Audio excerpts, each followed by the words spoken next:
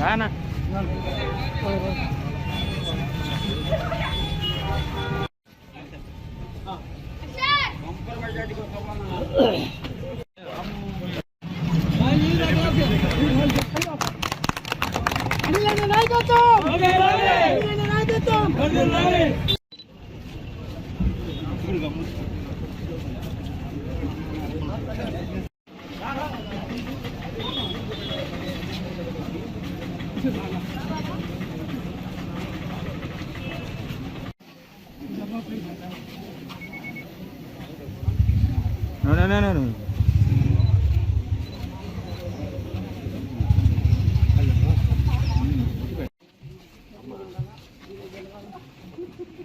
Hey, Altaf.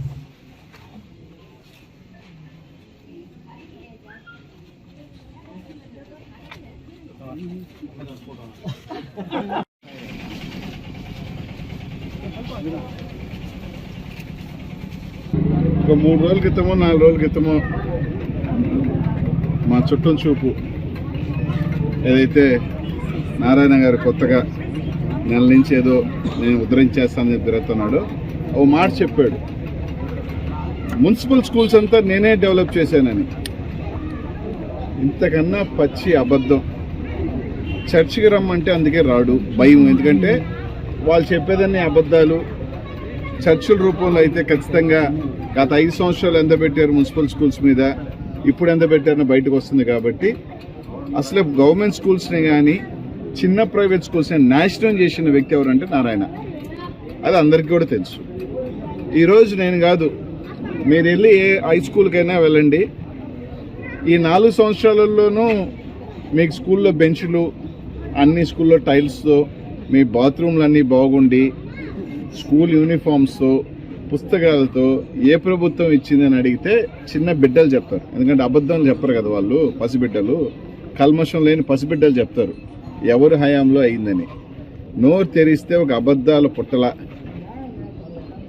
5 కోట్లు కూడా పెట్టని నువ్వు దాదాపు 40 నుంచి 50 కోట్లు మున్సిపల్ స్కూల్స్కి పెట్టిన చరిత్ర వైఎస్ఆర్ కాంగ్రెస్ పార్టీది, మాది.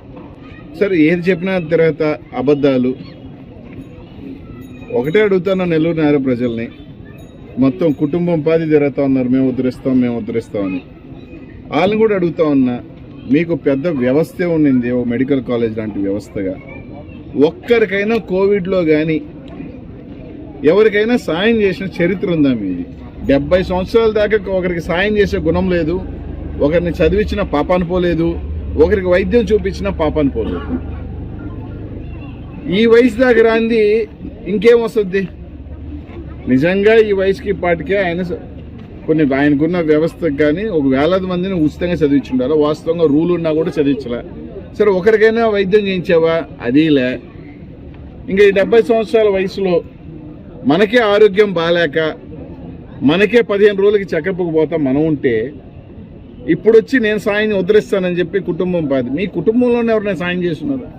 నేను చాలా అడిగా, మీ కాలేజీలో ఆడపిల్లలు ఎందుకు చచ్చిపోతున్నారు? సమాధానం లే.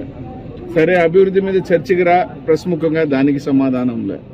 ఏంటంటే అన్నీ నేనే చేశా. నువ్వు ఏం చేసావు అది కూడా రా.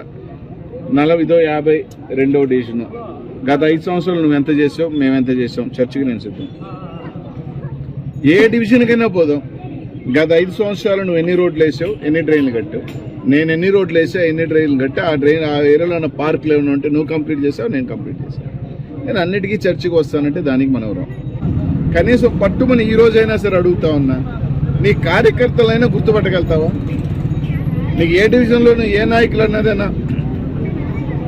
తెలుగుదేశం పార్టీ నాయకులు కార్యకర్తలు ఆలోచన చేసుకోండి. ఈ రోజుకైనా నేరుగా వెళ్ళి సార్ నేను పలానా అని చెప్తే గుర్తుపట్టే స్థాయిలో ఉన్నాడా? ఒక 2-3 గుర్తుపడతాడు. పెద్ద ప్యాకేజ్ స్టార్లు ఉన్నారు తెలుగుదేశంలో, ఆ ప్యాకేజ్ స్టార్లను మాత్రం బాగా గుర్తుపడతాడు.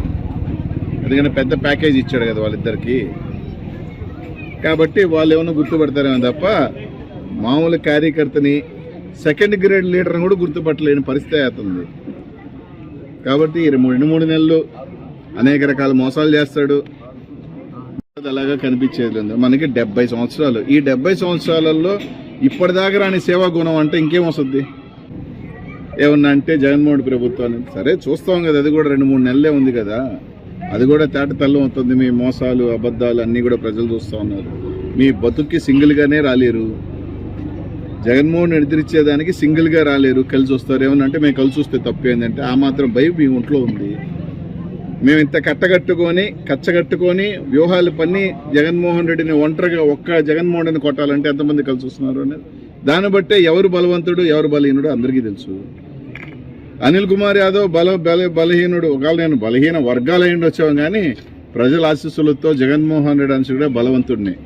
కాబట్టి మన కాలేజీలో జరిగే అన్ని అనర్థాలు అన్ని దరిద్రాలంతా పెట్టుకొని ఈయన పక్కన వాళ్ళని విమర్శిస్తుంటాడు. ఈయన మీద వస్తున్న అలిగేషన్ సమాధానాలు చెప్పడు. ఈయన మీద వస్తున్న దానికి ఇప్పుడు దా దిక్కులే. ఏమన్నా నేను విమర్శ చేయడంట, కానీ అన్నీ మాట్లాడుతుంటాడు ఆయన పతివ్రత. ఆయన రోజు చూసామంటే చాలు జగన్మోహన్ తిడతాడు, ప్రభుత్వాన్ని తిడతాడు, అన్నీ అంటాడు. మళ్ళీ నేనే విమర్శ చేయను అని. ఎవరిని నమ్మిస్తావు, ఎవరిని మోసం చేస్తావు? నీ ప్రజల్ని గుర్తుపెట్టుకోలేవు, నీ కార్యకర్తల్ని గుర్తుపెట్టలేవు, నీ నాయకుల్ని. నువ్వు నిజంగానే చెప్తున్నాను, పచ్చి మోసగాడివి. ప్రజలనే కాదు, నీ కాలేజీలో పిల్లల్ని, నీ కాలేజీలో స్టాఫ్ని అందరినీ దగా చేసే మోసగాడివి నువ్వు. నీ చరిత్ర చాలా నీచం.